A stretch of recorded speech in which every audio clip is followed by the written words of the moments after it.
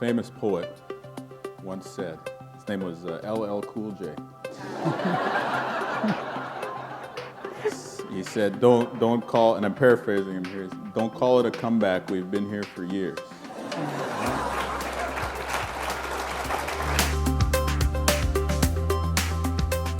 Please welcome Wab Kinew and Carol Law. I want to talk to you, obviously, about this amazing book, and I urge you all, at the end of the evening, you can go and buy it and get it signed by Wab, which will become really valuable, and read it. Wab Kinew, The Reason You Walk, and it's a powerful book. It's very emotional. It's very personal, and it could not have been easy to write that. It could not have been easy. You must have known when you set out to do it that it was all or nothing. You were going to have to tell things and even explore things maybe you hadn't thought to. Did you know how difficult this was going to be when you set out on this journey? Not really, because I'd never written a book before, so I didn't really know what I was getting myself into. And, you know, it was definitely a deeper dive than most of the other projects I've worked on in the past. But I did learn a lot. You know, I reflected a lot on my own life. But I think what was most probably informative about the whole journey was that because it dealt with my father's experience as a boy and then my experience growing up with him, you know, in thinking back to how he must have felt being raised by the priests and nuns in the residential school, and then how he made me feel when I was a little boy growing up with him, I instantly recognized a lot of how I'm parenting my own sons, you know. In my mind, I want to be Gandhi, I want to be Nelson Mandela, you know, which is easy when you're on a rock in the middle of the bush and up north, but it's tough to be that way when you're in Starbucks and kids are climbing around all over the place, or, you know, you're in Safeway and they're talking back to you and stuff like that. So, all that to say, like, you know, I recognized, you know, that there are still aspects of my personality and the way that I, you know, carry myself in life that I want to improve, and it gave me the opportunity to, I think, examine the history of those things and where they came from in my family and why some of the things are the way that they were in my family life growing up. What did you want and what do you want people to know about your father? I think he went on an amazing journey. At the end of his life, you know, he adopted an archbishop as his brother. So this guy who, you know, he could have been angry at as being the symbol for the experience he had in residential schools, he instead embraced with love, embraced as a, you know, his kin, as his family. And that's a remarkable, I think, example of reconciliation, broadly put. That's an example of embracing the better side of our human nature, of embracing, you know, the best aspect of humanity.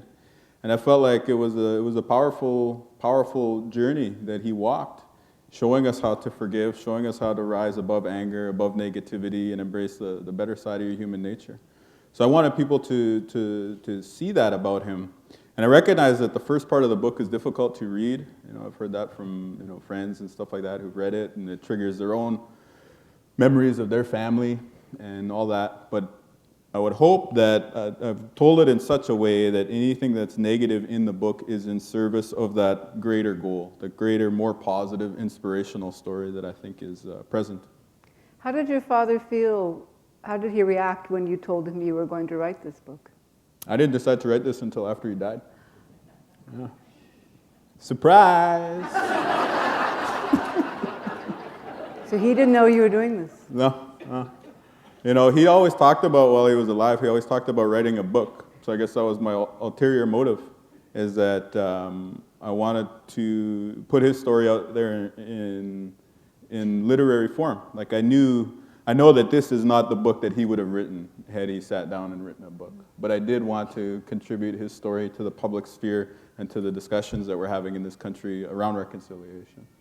You describe, you talk about the beginning part being difficult because it would bring back so many... See what happens when you crack a bad joke about somebody who's not here to defend themselves? It's the New Brunswick police. I'm afraid you're busted this time. There's no That's getting it. out. I'm not helping you. I'm just going to get out of here now. Your father's experiences, you knew, growing up, you knew some of it. These things came out slowly. they became just sort of the understandings in the family. How did you start to learn about what your father had gone through in the residential school system? Yeah, you know, growing up in the house on the res, there's a stool there and there is a bell there when we were growing up. We used to like come running out of the bedrooms in the morning and we used to fight over the stool to sit on it to have our cereal. You know, me and, you know, my sister, or, you know, my nieces and nephews who were staying with us at the time. And I wondered, like, why do we have this old stool in our living room? But it turns out that was the stool that they used to shave the kids' heads on in the residential school, right? And then the bell, like, why did we have that bell in our house? That was the bell that they rang for mass and for meals in the residential school. And similarly, you know, my dad used to tell me these stories about what it was like for him growing up, and I used to wonder, like, as he's telling me these stories, like, why did they bury his dad at his school? You know, like, I didn't really understand that. But it was when this story became part of the public conversation in Canada, first with Phil Fontaine's telling his story, and then the flood of other disclosure that came after that in the 90s, and then eventually class action lawsuits, and then the settlement agreement, the apology, the launch of the Truth and Reconciliation Commission. Once all that came out in public, you know, that's when I started to gain a better appreciation for the fact that, you know, his was not an isolated experience, but it was rather part of something much, much larger. And so, you know, on the day of the apology, I had colleagues in the newsroom telling me, we had no idea. Guess we didn't either. Growing up with residential school survivors, we didn't know. Like, it's not like our parents or, you know, relatives wanted to sit us down and tell us, you know, here's what happened on the worst day of my life, right? So this journey of discovery that the country has been going on and beginning to understand the truth of this era is also a journey that we've been going on a personal level about getting to know you know, our relatives, our close relatives, and getting to understand a bit more about why they are in part, why they are the way that they are. We grow up hearing the stories from our parents of their childhood. We learn about what happened, who their best friend was, how they grew up, what things happened to them. Your father, you learned things early from your father that must have been so rattling. And for one story I'd like you to tell is what happened to his good friend in school. Yeah, he had a friend named Miguns who was renamed Louis when he came to residential school, and he was orphaned in residential school because his father passed away, and then his mom, you know, suffered from, I guess, inconsolable grief and couldn't put her life back together again enough to take care of the boy. So they shared, I guess, their beds were side by side, and they shared like a little box at the foot of their beds that had a divider in it. And, you know, they had all their worldly possessions at the time in that box at the foot of it. So one day they're outside, you know, as my father describes it, playing in a gravel pile with their little cars and trucks and stuff like that. And then this man comes over, a non-native guy dressed in a suit comes over and just looks at Louis and says, "Come on." So they go around the corner, and father runs, he's a boy at the time, he runs up the hill to go get a better vantage point for what's going on. And then he sees a pile of clothes in the middle of a circle of a bunch of guys standing around smoking cigarettes and drinking a flask. And then the pile of clothes moves, and he recognizes that it's his friend Miguns. So then about a week later, he gets called to talk to one of the priests who was friendly to him and who spoke Ojibwe. And he said, the priest tells my dad, my late father, he tells him, like, Miguns kinonde wab mig akozewe ga migun, which means in Ojibwe, Miguns is in the hospital and he wants to see you. So he goes to the hospital and he sees the boy, and through his gown or whatever he's wearing, he can see like a big incision from his sternum down to his belly button, and talks to the boy for a few minutes, and Miguns tells him, "I want you to take all my stuff from my side of the box near our beds, and I want you to put it on your side, and I want you to, you know, look after all my stuff, my toys, my comic books, and my clothes, and all that stuff." I said, "All right, I'll do that." So we went back to St. Mary's, and then he moved the stuff over into the other side of the box. And then a few days later, a nurse comes in, and she says, "Drag Louis' mattress outside and pour this powder on it." And then, so he does, but my father didn't speak English very well at the time, right? Because he grew up in a purely Ojibwe community. He'd only been in the residential school for a year or two at the time. So he's trying to ask this woman, like, what happened to Louis? He said, like, kini bona, like, did he die? He didn't know how to say die in English. And then the nurse just simply replied, yeah, Louis won't be coming back, right?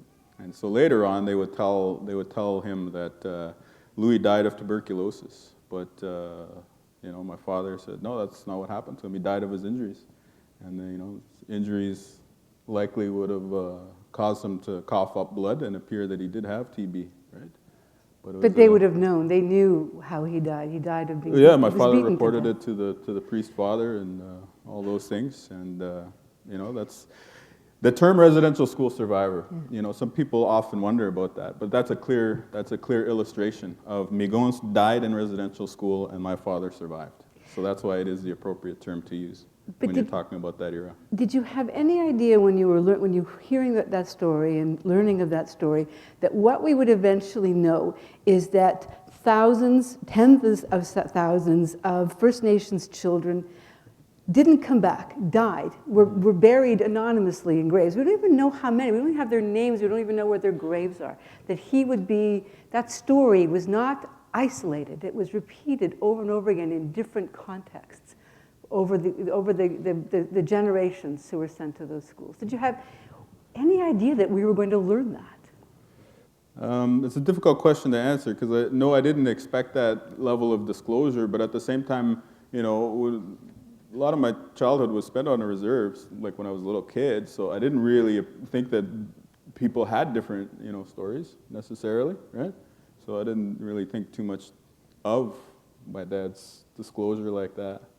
But I think Marie Wilson of the Truth and Reconciliation Commission, she really put it, you know, succinctly in their final report when she said, you know, these residential schools these were schools that had cemeteries but no playgrounds in many cases, right? And that, you know, gives you an insight into what this was about. And it was not about the best interest of the kids. The phrase cultural genocide is now the one that we use freely, comfortably, as in that is the government's, well, some of government will use that phrase. The current government disputes it, but the expert panel that was convened to examine the history used that term. The Chief Supreme Court Justice uses that term. Beverly McLaughlin used it as well, yes.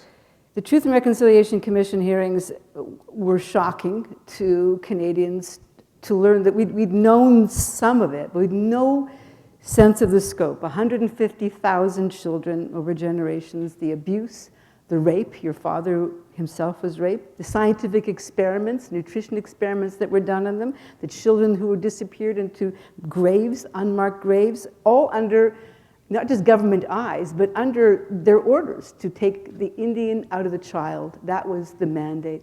All of this happened. Is what they said. Kill the Indian in the child. Kill the Indian in the child. The scope of it was a revelation to Canadians. How much of it was a revelation to First Nations? How much did people know of the size of this? Well, I think you know, my uncles and, you know, my father and aunt, I think they knew, you know, because, you know, they lived it, and they obviously knew that their parents and grandparents had experienced the same thing. But I didn't know, you know, growing up. Again, like it was just through the process of this becoming something that was discussed in the public sphere of Canada over the past 10 years, you know, since 2005 and the settlement agreement coming out, and then, you know, the subsequent growth of those things. So that's really when I started to appreciate it. Because when I was growing up, I just thought, you know, my dad, whatever, we're not that close and, you know, we don't get along very well, you know. But then all of a sudden this stuff started happening, and then I was like, whoa, okay, so that makes a bit more sense, you know, puts, I guess, a narrative order into all these different anecdotes that I'd been hearing over my life, and it provides a little bit of insight into what was going on and, you know, helped me to develop a little bit more compassion for my old man and a little bit more understanding. And so I don't think we can, you know, as we speak about reconciliation here in Canada, I don't think we can separate like the national, you know, from the very personal level that it's taking place, because they feed back one on the other. You know, the reconciliation that my father and I experienced between us was made possible in part by this entering the public sphere, the discourse of this country. At the same time, that never would have happened had it not been for all these personal little acts of reconciliation and courage and disclosure that occurred in families like mine, tens of thousands of times across the country. We talk about it as reconciliation, and this truth and reconciliation, this phrase, we can go to South Africa to see its origins. Other jurisdictions have used it. But In South Africa, for example, reconciliation came about when there were people charged. Yeah. There were people there. What I find shocking about what we've learned about the Truth in Reconciliation through the commission is that there are names, there are individuals, there are people who were responsible. There were nuns and priests who were in charge of these schools. Many of them are still alive. Why do you think there have not been charges laid? Because the settlement agreement said that there wouldn't be charges. So So I don't know they're that immune from prosecution? yeah, by and large. And the Truth and Reconciliation Commission couldn't make legal findings, which is the reason that they use the term cultural genocide rather than just genocide. Because genocide has a legal definition at the international level. And the terms of reference of the TRC prevent them from making a legal finding of fact. So Murray Sinclair, and it's a testament to his perspicacity and his genius that he found a workaround to that. And he said, well, if we use the term cultural genocide, it has no legal definition. We can use that and put that in our report. But to answer, I think, the gist of your question, I think that it reveals something that we haven't fully understood about what is going on and what precipitated this conversation about reconciliation in this country. I think that people understand, like, okay, there was a moral outrage on the part of non-Native Canadians, and then Stephen Harper apologized, and then now we're having this conversation. That's not really the exact chain of events. Like, what happened was tens of thousands of people joined class action lawsuits, right? And the estimated size of settling these lawsuits in open court would have been north of $80 billion. It would have bankrupted the 5 churches involved and put like a huge dent in government coffers.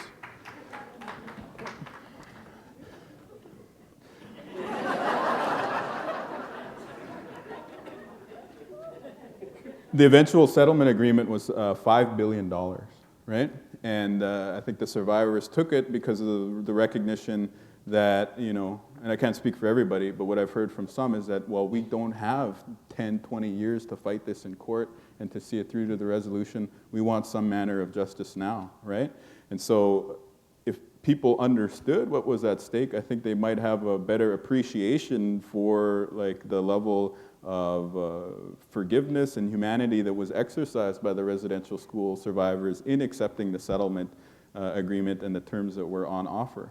But the one thing that the survivors said, and especially Phil Fontaine advocated for, was that we will settle this, but because we won't have our day in court to tell our stories, we want a truth commission, right? And so they fought very, very hard that the Truth and Reconciliation Commission be part of that settlement agreement.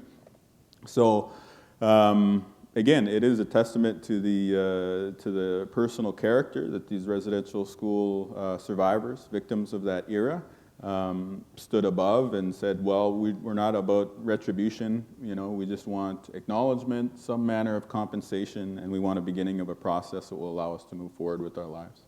Again, these other commissions in other countries, other jurisdictions, those were paid for by the taxpayers. The governments initiated those. But this Truth and Reconciliation process was financed out of that settlement, was it not? That's right. They paid for it themselves. Nobody would have done this had they not done it themselves. And we wouldn't know this today as a nation. Again, it's a testament to what the residential school survivors did for this country. Like they, imagine how painful it is for somebody to go on TV and talk about, the day that you experienced some terrible abuse, right? And imagine that, tens of thousands of people did that, or did it in public settings, or did it at, live events, like, up on stage like we are right now. Imagine that takes place, Imagine that you have the opportunity to tell your story in public, that you have the opportunity to, demand justice, And that's what they did, is they stood up and they demanded justice of this country. Right? And what they did was that they realized that it wasn't going to be a perfect process. And rather than sit out and hold out for that perfect resolution, which was probably far off in the future, they just said, well, let's have some justice rather than none. Right? And so you think about the journey that they went on, people such as my late father, people like Phil, people like Bobby Joseph, people like Carolyn Briere and others in this country. It's a remarkable thing, right? They had the full force of the 5 biggest churches in this country, the global, Roman Catholic Church. They had the Canadian state leveled at them when they were this big, right? And they survived that. They waited for the country to change first. Then they waited for, you know, the churches to change, and then finally they waited for the government to change its mind, you know. And finally, the government, the country comes back and said, you know what, we were wrong. You were right. You always had the right to deserve to be who you are, and so we're going to walk on this road. Yeah, that's right.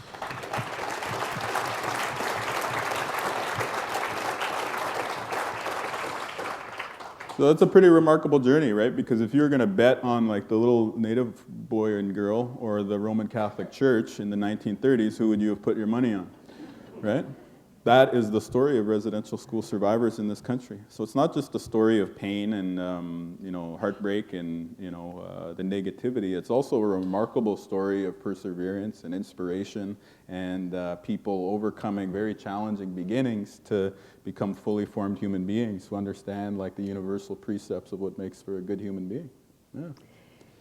You covered the Truth and Reconciliation Commission as a journalist for working for the CBC, working in a mainstream media organization. What was that like? Because you were going through, you had to go through, I guess, the process of being disinterested. You're supposed to be. What was it like to be a journalist covering basically the story of your own people? Well, to be fair, I wasn't totally the dispassionate, impartial observer, because one of the stories I did was about my own father's experience in residential school. But you interviewed him. I interviewed him. We spoke about his experience, and it was weird because like one of the first times we ever hugged in like a emotional, honest way happened in front of like a national audience. So that was a little weird. But that's kind of a microcosm for like the whole journey of reconciliation for a lot of Indigenous people in this country is like that these very tender moments of like getting to know your dad or you know your mom or you know whatever. It happens in full view of like a truth commission or journalists who are, you know, taking notes of what happened.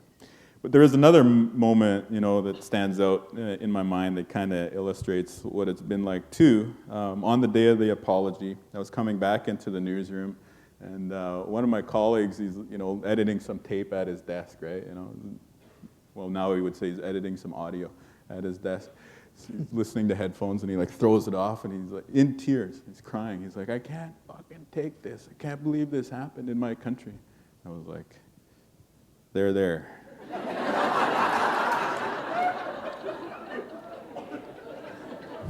It's gonna be okay. You know? And it's funny, right? But I've seen it happen, you know, like a few times where people who are like very upset, right? Because like I get it. I went to school singing "O Canada" every morning. Like I have the same image of this country as you do. I know how upsetting it is, you know, to hear terms like cultural genocide or to hear the things that happen, right? Like I understand how that offends you. But I've seen that a lot of times at, you know, TRC events or other events where there's people like very upset. And then you'll have the person who actually like lived through it or the, you know, the person who's a descendant who lived through it be like, it's okay. We're going to work it out, don't worry. There's one anecdote that I guess it's more significant to me than maybe most people, I don't know, but because I'm working at the CBC and knowing how difficult it is to get any edict changed there. But right. there was the memo comes out. We get these advisories, like language advisories, and how you're supposed to describe something, like and what the limitations on it. And we often balk at it because it's like, well, no, that doesn't describe it. But we rarely succeed in getting them changed. And can you tell the story of what you did and how you nearly quit your job? Well, you were going to quit your job if you didn't get it changed. Yeah, and you know, I think most often it doesn't get changed because you have a deadline and you don't have time to fight the issue. But so they said about a week before or maybe 2 weeks before the apology in 2008 that the term residential school survivor is technically incorrect and that the government's term of art, former student, is the one that should be used. Yeah. Shame. Somebody. So anyway, so I got upset when I saw that, so I composed a letter, as I've been known to do. And you know, fired it off, like, you know, arguing, using the same dictionary definition that they cited, which is person, plant, or animal that survives a disaster that kills others of their kind, right? And I said, well, it fulfills that dictionary criteria that you've provided, But perhaps more importantly, this is the term that these people who experienced it used to describe their own experience. So in this weird way, you're going to be practicing the same type of paternalism that underpinned a lot of the thinking in that era if you impose your narrative, your language on what happened to them. And finally, I think you're going to be violating the CBC's mandate of telling Canada's story to Canadians, right? You're going to get the story wrong. Because in 50 years or whatever, somebody looks at the CBC archive and they see former student, they're going to think, oh, former student, so these kids must have went to a school like the school that I went to when I was little. No, you have to use terms to accurately reflect what was going on. So anyway, so I fired off my letter, and then their response was like, thanks, but no thanks. We respect your passion. And then... I love it. It's literally what they said. And then so anyways, so they weren't going to change it, so I threatened to resign. And I was serious. I left, I walked out of the building. And that kicked off a series of, meetings and conference calls and stuff like that. Yeah. But then anyway, finally we get on this big conference call with the people who, are on that journalistic policy committee and a bunch of other journalists who were interested in the matter. And I thought for sure, okay, I painted myself into a corner, now I'm going to have to resign. That's the end of my days as a wannabe journalist. And then, but no, we went around the call, and everybody, all the other journalists on the call, they said, no, it's got to be Survivor, it's got to be Survivor, right? And then full credit to the people on that committee, they recognized, okay, we get it. And they, rescinded the previous memo, and then they changed the policy. And then you heard that, yes, absolutely. Never happens. And then you had that wonderful moment of victory when you could hear Peter Mansbridge on the National say... Hear Mansbridge, or hear you, or hear any well, number of journalists say it, yeah? I did not know that you had been behind that struggle, but I thank you and admire you for that. Sure. I also admire you for how in this book you not just talk about your father, you talk about yourself and the wrestling with your own demons that you went through, which must have been, I know your wife and your sister. That's the sister, I know. It must be your sister. She looks like... The one who looks exactly like me, yeah. You describe both these women as being quite beautiful, so I just like to look for the two most beautiful women sitting in the front row, and there they are, the two of them. And they are... But you tell the story of what your life was like and what the struggle personal struggle you had. Yeah, I was a little wannabe gangster when I was young, a little wannabe badass. So I used to get into some trouble. But since we're picking on my sister, so there's one time, okay, so here's what happened. So at the time I was also into music and making a lot of rap music and stuff like that. And so I had gotten in trouble, I got arrested for drinking and driving, and I got arrested after being in a fight and stuff like that. So I was, caught up in the party lifestyle basically and trying to, prove myself in some really foolish ways with a strange definition of what I thought was, being the man. So anyway, so all this is going on in my life. And then my mom, I guess, she wakes up my sister one day and she said, Shaun, get up. Your brother's on the cover of the newspaper, right? And I was on the cover because of I had a rap CD coming out, right? And it was promotion for the rap album that was coming out. But Shaun was like, oh no, what did he do now?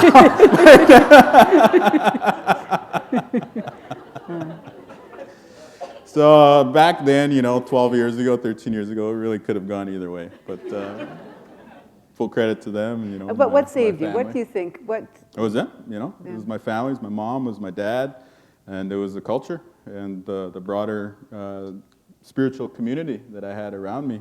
So my mom, for instance, she... There's Mom. It's Mom right here in the front row. Stand up. Mom, take a bow. Take a bow. Mom, get up. Come on your feet. There she is. We'll just go right down on the line. We'll introduce everybody. We got Cousin Rob, Janet, I know.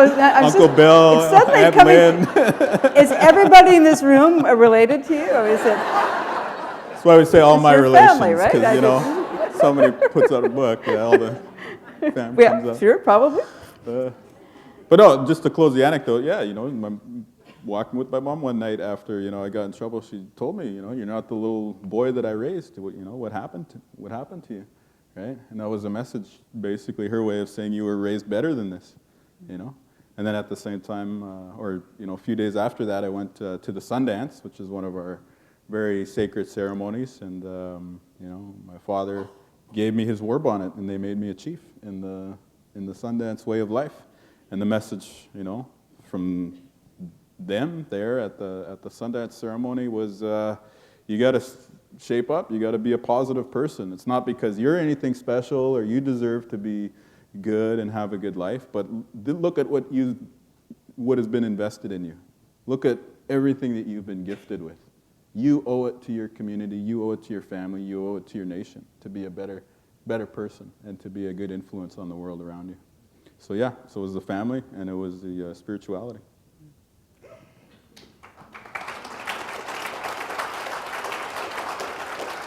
I'm going to ask you just one more question, one more area of question actually, and then get people to start thinking about what questions you want to ask from the floor. But you hear a lot from this time being characterized as a renaissance, a moment. I think Yvonne just mentioned it in her opening remarks, that this has become what, in the Canadian imagination, the Canadian understanding, we're now saying, wow, where have we been all this time? Why didn't we realize that this history had happened? But there's also this incredible renaissance in First Nations among Aboriginal people, and we're seeing with Idle No More, we're seeing it through the music, we're seeing it through the art, we're seeing it through the writing, you people like yourself. Do you see this yourself as a special moment, that what John Ralston Saul says, the comeback? Yeah, as I write in the book, a famous poet once said, his name was LL Cool J. He said, don't call, and I'm paraphrasing him here, don't call it a comeback, we've been here for years.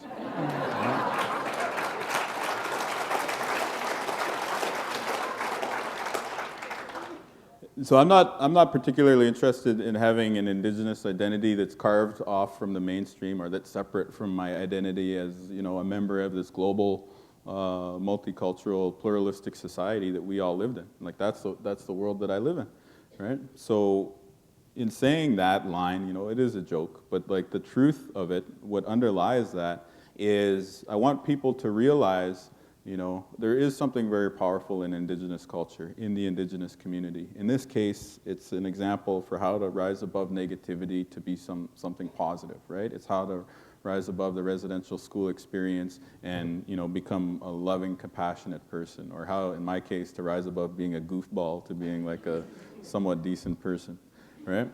But what I want people to understand is, my community has been damaged by colonization. For sure, we know that. Like, we've been living with the results of it for years. But you have been damaged too. Like, everyone in this country is poorer for it, right? Because you've been living in a country where for the last 150 years, First Nations, Métis, and Inuit people have not been allowed to contribute to their full potential, right? And so you look at what people, like my old man, or a Phil Fontaine, or, on and on and on, what they were able to achieve in spite of, right?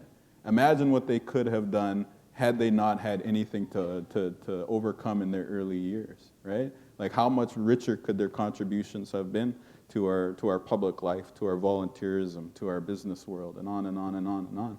So that's what I'm interested in now. Like, I want to share the culture, I want to share the experience, but I don't want it to be confined or pigeonholed, right? Like, I know there's something powerful that Indigenous people have to contribute to meeting the great challenges of our time: income inequality, climate change, the environment, the global war on terror, all these things that we're conversing about in the public sphere. I know that there's something that, what I learned in the Sweat Lodge or at the Sundance or witnessed in the lived experience of people that I've been lucky to grow up around has something powerful to contribute to that conversation. And I hope that we're at a place in our history, if this is a historic moment, where we start to understand that, and we move the conversation past being one of charity and social justice, and instead be to one which was the original intention at the treaty-making time or at the time of first contact, which is one of mutual benefit and shared prosperity and freedom. Freedom for everyone to reach their full potential and to grow rich together.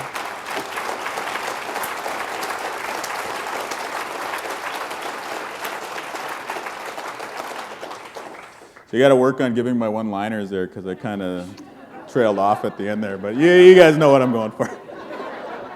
The microphone is here. If you want to ask, yes, right here in the middle of the room. And it'll take a moment to get people warmed up and come to the microphone. But while you're heading to the mic, there was a tweet that somebody sent that went about, I guess that came onto my social media site, which is that about, and said, hey, everyone come out to the Toronto Public Library and here at Wab Kinew. And somebody said, I don't want to see Wab Kinew at the Toronto Public Library. I want to see him in the Prime Minister's office.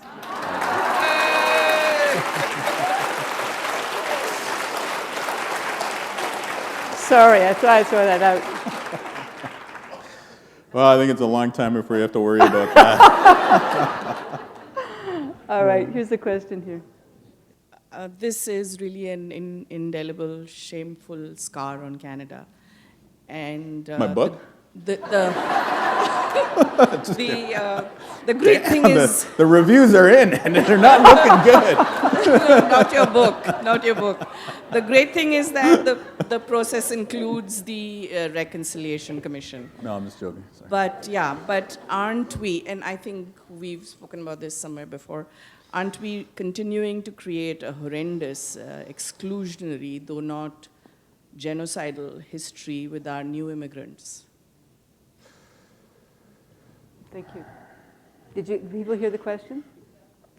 Aren't we? Yeah.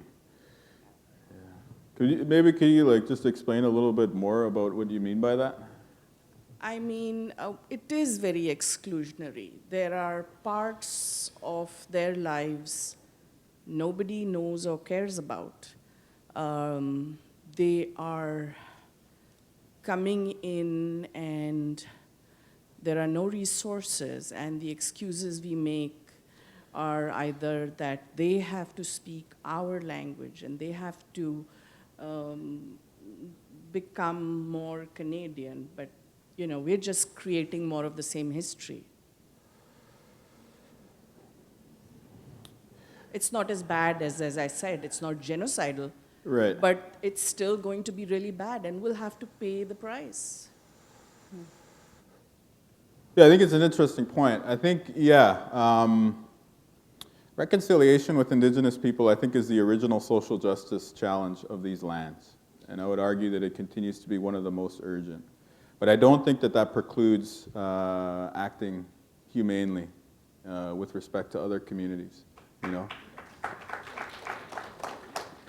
So for instance, when we think of the refugee crisis that's happening as a result of the Syrian and Iraq conflict, I would hope that people listen to the message of the book, which is that we're all human beings.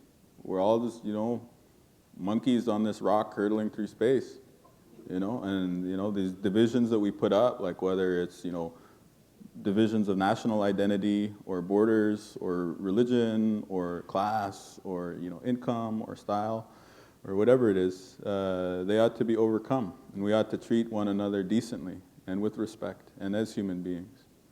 And personally, like I've worked with the immigrant and refugee community in Manitoba, and it was eye-opening for me to see, the situation that happens to some young people. Like I worked with one young man in particular. We had this program where we show people how to use hip-hop music to develop their writing skills, their computer literacy, and on and on and on. So I'm sitting there, I was like, what do you want to write in your rap? And he's like, I want to write every day I'm hustling. I was like, all right, so write that. He's like, I don't know how to write it. And he's like, oh, all right, then write every day. He's like, I don't know how to write that. It's like, all right, well, it's E-V-E-R, right? It's like, I don't know. What is E? And then very slowly, using 3 separate pen strokes, he did a lowercase e. I was like, okay, wow. I guess we did a good thing as a country in, granting his refugee status and allowing him to come here. But there's no real supports for this guy here. And more than that, he's been dropped off in inner city Winnipeg, like gangland, basically. So what's this guy gonna, what are his prospects, right? So we do have to do more, right? I think we should respond more humanely to the refugee crisis that's going on right now. I think we should take in a lot more people, and I think that we should also act for justice for Indigenous people at the same time. I don't think that they're mutually exclusive. But I would say that even if we looked at the example of our Indigenous ancestors, what did they say when newcomers arrived at their shore, right? They didn't say like, no, sorry, like we got to vet you guys all for security reasons. No, they didn't. No, it was inclusive, right? It was like, okay, we'll show you, we'll secure. And you took them from all kinds of persecution. People found a home in these countries because First Nations so this country allowed them in and helped them to assimilate, and help them to learn how to survive. In a very real way, yeah. We had a First Nations elder from the Mi'kmaq from Cape Breton. Stephen Augustine, he's a good friend. We were brilliant. He's leading a charge to try and get First University, Nations Unimagi to College, sponsor refugees to come to Canada. It's a good, guy's fabulous. What an amazing man. All right, next question there, please. Thank you. What would you like? What key points would you like Toronto high school students to walk away with when learning about First Nations, and what expectations would you have on their teachers? I think education is like, I think educators have one of the most important roles to play in the project of reconciliation, right? So it's hugely important. I think it's always good to start with the culture, because when you start with the culture, you start from a positive point, you start from a position of strength, right? And so you're starting the young people off here, right? And then you can get into the more challenging stuff, you know, the residential schools or the Indian Act or, you know, the other instances, and then hopefully you can arrive at something more positive at the end, right? Role models, success stories, people who are making a difference today, whether they're in education or medicine or business or sport or, you know, whatever. You know, people who are high achievers. Those are the three things that I would say. I would say start with culture, then get into the more challenging aspects, and then finish with success and with role models. I went to Columbia University a few years back and met all these great Native American students, and they're telling me about the summer institute they're designing. They're like, oh, it's going to be awesome. We're going to fly all these kids out from the res, and they're going to come here to Columbia, and then we're going to teach them about genocide. I was like, that sounds terrible, you know, like, please don't start with genocide. So all that to say, you know, like, start with something positive, something strength-based, you know, and then, you know, you can get into the more challenging stuff. It'll at least give them a baseline that's from a more positive position, but then also hopefully maybe give them a greater appreciation for what was lost or what was damaged along the way. Thank you. Thank you. Thanks, good question.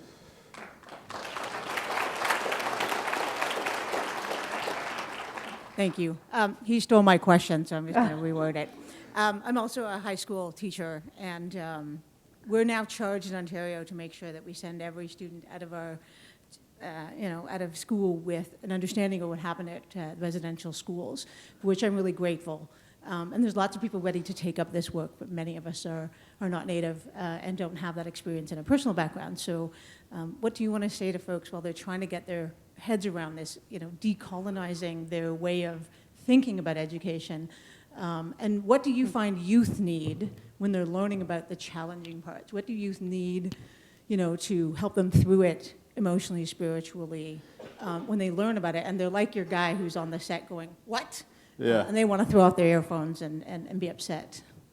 Well, I think, again, like starting with the culture and the language and the positive, the strength, I think is the way to approach that. And that's why a lot of the ceremonial life and the spirituality is in the book, because I don't want people just to think about heartbreak or negativity. I want them to see the beauty. I want them to see the power of it too, you know. But on the subject of education, okay, like, by show of hands, who here learned about residential schools when they were going to school? Right, and like, just take a look real quick at the age you would expect those people, you know, to be. If I asked your children and your grandchildren that question, 100% of the hands would go up. So what does that tell you about where the education needs to happen in this country? Right? Young people are benefiting from the TRC and from the work of educators, and they are learning a more accurate history of Canada, but the challenge remains with the older generation of Canadians, right? And so I think that has to take place through media, it has to take place, you know, through great books. It has to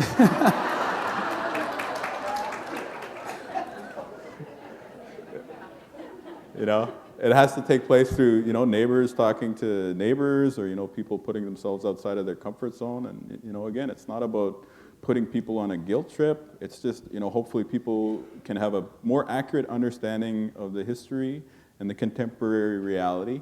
And then if there is an emotional reaction, that not just be left with a person, but rather that we use that to kind of force people to address some of the issues that continue to exist to this day. Can I ask you as a teacher, just before you go, what Wab was saying earlier about not just wanting to teach children genocide and not give them a sense of the larger culture that they don't know about, do you have the tools for that? Are you teaching them about what happened in the residential schools, or can you give a larger sense of the culture? So there's a movement in Toronto to try and start a high school to support First Nations, Métis, and Inuit students so that the lens of decolonization might be brought to any subject area. But maybe more importantly, when people are doing this work, they're not letting it go by the wayside anymore, but they're inviting Indigenous, Aboriginal, First Nations, Métis, and Inuit people into the school rather than what I grew up with in the 70s of we're going to make our own bonnets, we're going to make our own feathers, and we're going to pretend to be part of a culture that we know nothing about. And that, I think that was broken for a long time. There was the imitation of the 70s and 80s trying to pay respects, wrongly, and then there was the dropping it for a while. Then you have this stuff in the news, and I think what you say is really important, Wab, about culture is, it's not my culture. I would no more, try to represent someone else's culture than Wab's or, Kwakiutl culture, which is also phenomenally different than Mi'kmaq culture. So I need to find someone who will come in, and they get to determine it. That's the other thing. I don't get to determine what you're going to do. If it's not storytelling time in Mohawk culture right now, guess what? You don't get a storyteller. That's part of the season. It's part of the respect for letting the person tell their story, which I don't feel like I'm doing right now, but thank you for the question. Thank you for being here. That was pretty good. Can I just say two things real quick? One thing, I would encourage you to think about indigenizing education rather than decolonizing education. Because I think as long as you use the term decolonizing, you're always going to be defining us in relation to the colonial experience, right? But if we talk about indigenizing, then it's more about what do we bring to the table that's apart from also the pain and the damage, right? And so you're nodding your head, so I'm sure you've thought about that already.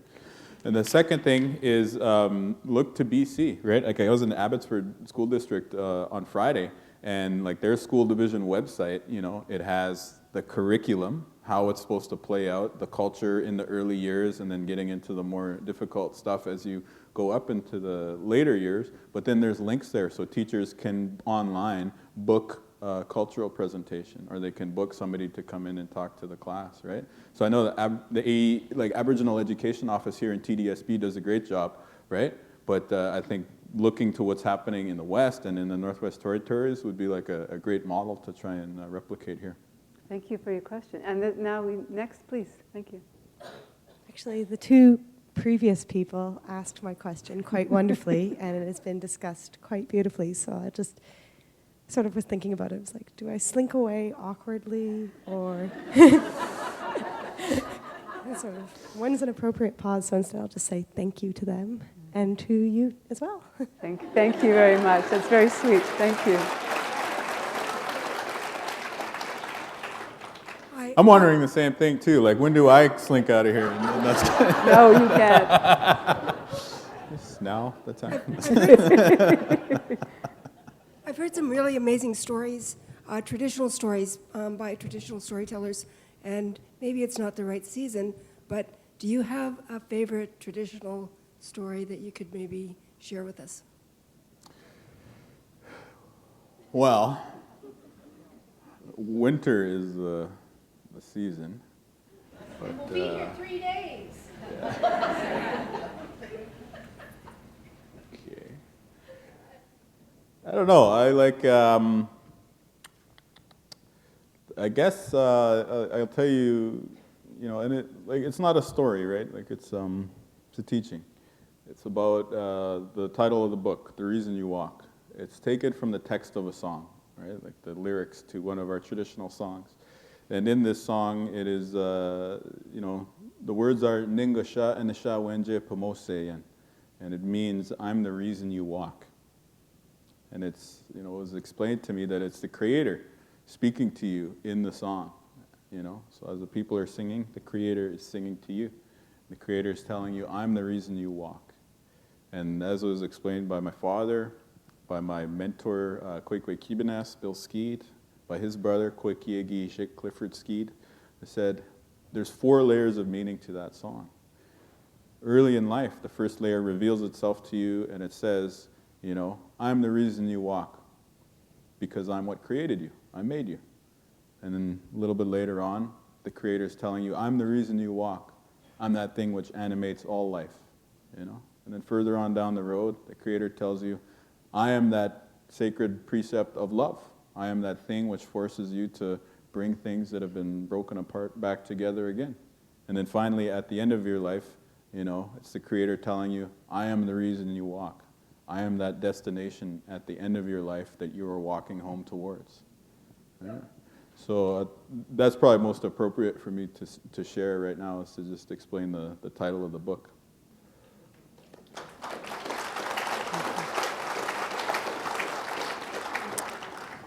Wab, I'm also an educator. I teach young children, but I have used your 101 walk through history with educators for different workshops, because it's an excellent way to start the conversation. The table at the back next to the trash, I just love that little part. That's a great thing in the 8th fire, so thank you. My question for you is, I was at a conference and one of the elders with, you know, in reference to residential schools said, well, you know, if you walk into a forest for 2 days, how long is it going to take you to come out?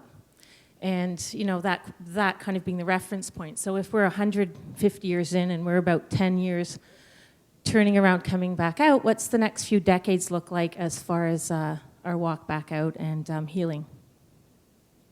I won't ask you 150 years. That's too far. All right. Well, I think, you know, Murray Sinclair says, for instance, you know, reconciliation will not happen in my lifetime, right? Those are his words. I don't like that resignation. I would like to demand better. I would like to demand that people act now, you know, and improve this country, allow this country to fulfill the vision that it has for itself, to fulfill, you know, what it sets out to be on the world stage, which is, you know, one of the greatest countries on earth, a place where people are free to reach their full potential and, you know, if they so choose, to also hang on to their own cultural identity, to not be a melting pot, to be a multicultural mosaic that's stronger for it, celebrates difference, celebrates diversity. You know, I would really like that to happen. And it's really a choice that is made every day by our actions, by the aggregate of our actions on a national level, right? So we might resign ourselves to say that reconciliation won't happen for 150 years, or we could set out today to do things differently and perhaps arrive at a better tomorrow, right? And so that's the attitude that I maintain. If I'm being realistic about it, yeah, no, probably kids on the reserve are going to get the short end of the stick for, you know, the foreseeable future. Probably Canada's always going to ignore that, you know. But I read this cool article yesterday that said, imagine if Martin Luther King didn't stand up and say, I have a dream. Imagine he stood up and said, listen, I've got a realistic 5-point plan to move my people incrementally forward. I don't want to ruffle too many feathers, so I'm just going to try and march my people one step closer, you know. Like, no, we don't want that. Like, people, like, often in our society, it's like, oh, symbolism and idealism, you know, oh, you dreamers, you know. No, dream. Demand better. Demand better of yourself. Be a better person. Demand more of your country. Demand more of your compatriots, right? Like, we can do better. Thank you. And I'll tell you one thing, it starts with demanding better of the 3 guys who are gathered about a block southeast of here at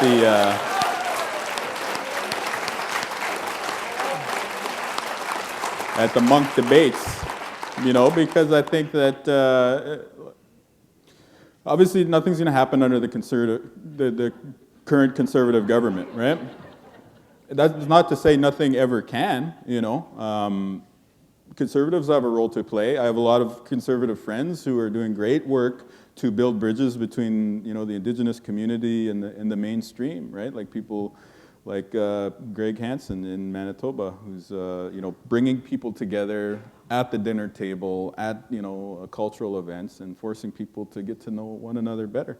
But there's a disconnect in that party between their party leadership and people like that at the grassroots, and that party won't change until members of that party stand up and say, "This is important to me. I want a better relationship with First Nations, Métis, and Inuit people, and I want that to be reflected in the official position of this party." And that's not to say that the other parties are off the hook either, right? Because I remember Thomas Mulcair standing outside of the hallway where the Truth and Reconciliation Commission report was being tabled in Ottawa. Like I remember, just about tripping over him on my way out the door there, saying we're going to implement all 94 calls to action, right? And I remember seeing Justin Trudeau just on the news immediately after that saying the same thing. We're going to implement all 94 calls to action. Great. Explain that to me. Tell me how you're going to do that, right? Because there's a lot in those calls to action. So the challenge for Trudeau, for instance, you've promised not to open up the Constitution. So explain to me how you're going to implement some of the calls to action in the TRC report, like implementing the United Nations Declaration on the Rights of Indigenous People without opening up the Constitution, right? We're past the stage of rhetoric. For Thomas Mulcair, okay, so one of the recommendations in the TRC report is to close the funding gap for schools on reserve. That's going to cost about $500 million a year. In their fiscal plan, they've budgeted $600 million for all new Indigenous initiatives, which means after they close the gap, they've got $100 million left over for everything else in the TRC report. Never mind all the Métis priorities, all the Inuit priorities that should be undertaken, right? So explain to me how you're going to do that, right? If reconciliation is an important topic to you, then we have to talk to the political leaders about it. We have to talk to the candidates, the party officials, and the party leaders. And we have to tell them in a very clear and concise way, we are past the aspirational stage. We get it. You like Indigenous people, and it's politically... No, we get it. It's politically expedient to be a friend of Indigenous people nowadays. But tell me now, we're past the aspirational stage. Tell me in the tangible way, what are you going to do? How are you going to act, and what are the things that you're going to do first? And I would hope that, along with the other important issues that you're considering, the economy, the refugee crisis, the niqab, apparently, think about Indigenous issues in this country and where the parties stand on it, who can actually act, who can actually build a good relationship, and let that be part of your decision-making process on October 19th. One last question. Please. Thanks, Wab, for bringing that up and for being here and for your courage and your just the truth that you bring here. I really am touched. Actually, my question was about that because at Roy Thompson Hall right now, there's a leadership debate on foreign policy. And I've been watching the debates, and I think Elizabeth May once mentioned, well, we haven't talked about the TRC or anything. Like, it's been not a part of any of, the discourse. And it's really discouraging and wondering if there's any lobby efforts to put that on an item, for debate or discussion, because I feel like it's getting no play in the media, almost nothing, including the CBC from what I've seen, at least national. I don't watch every other show, but... Yeah. No, I'd agree with your assessment. Maybe what's kind of interesting is that's actually an improvement over what it's been in past federal campaigns, right? This time it was a blip, on the radar, as opposed to other times around. But I think it should be. I think it should be an important subject to debate. I'm not sure what happened at the debate tonight, right? But I would have liked somebody to ask them, how does Canada have the moral authority to act on the world stage when there's people living in third world conditions right here at home?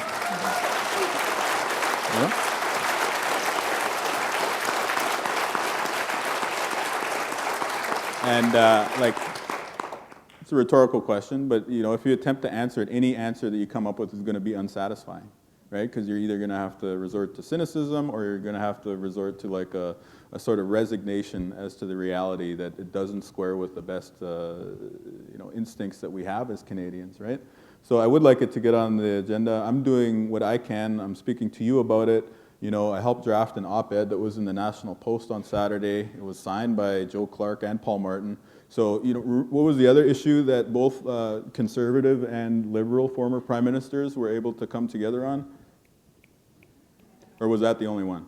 Right? So yeah, so why isn't it more a subject of discussion? I think it's a good question. And I think the media has a role to play. I think civil society has a role to play. And I think definitely the politicians have a role to play. But I think I'm hopeful, because there are 3 weeks left, 2.5 weeks, right? And I do see a little uptick on social media. So perhaps it can be engaged with more fully over the next week and a bit. I just want to add one thing. You had, Winnipeg's my hometown as well, although I know you grew up around Kenora area as well too. But Yeah. you put out a challenge in the Free Press I read, which I tried to take up, was for every Canadian, as part of our civic behaviors, we should read the findings of the TRC as part of our required reading. I think you put out that challenge in July. Unfortunately, when I tried to get a hold of them, they're like, well, we don't have physical copies. And I'm like, I don't really read on my computer. So I was like hoping there might be some budget to have a few physical copies. You can order it off Amazon now. They have, you can? Yeah, Okay, that's awesome. you can pay for it. I think the free copies went out of print right away. Okay, so, but that's good to know, because I would put that challenge out reflecting what you did, as I think for us, besides reading your book, which I think I'll go and do as well, is to read the TRC findings as part of my civic duty as a Canadian. I think it's important. You're absolutely right. Thank you. Just, we're winding up. I just want to, my own last words on behalf of all of you. Wab, I want to say that you have taught me so much. I've learned from you. You've made me laugh. You've made me think. You've made me cry. And I just admire you tremendously. It's been quite a journey. And yeah, it's been quite a journey. That was just like tonight. Anyway, but thank you on behalf of all these people. Well, thank you so much for the interview. And what a professional. Is she not one of the great broadcasters in this country? Yeah. Awesome.